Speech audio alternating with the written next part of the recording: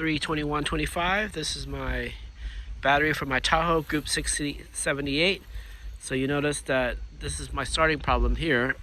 Every time I go in a circle, I just keep on going in a circle. There, so there's tension, and then voila. So the problem is I must have tightened this too much and it stripped the bolt inside, because there's only so much threads made of lead in there. And so let's try the negative side.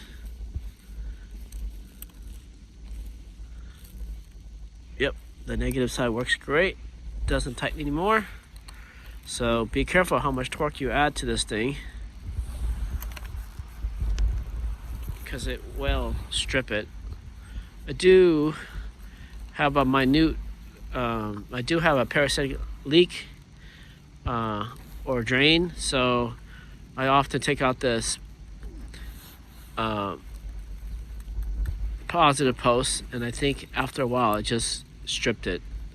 So I need to find some time to find a parasitic drain in this car. It's probably from some DVD player I added back in the past, or the alarm system, one of those. These two things are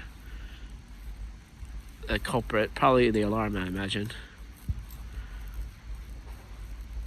All right, risk her out.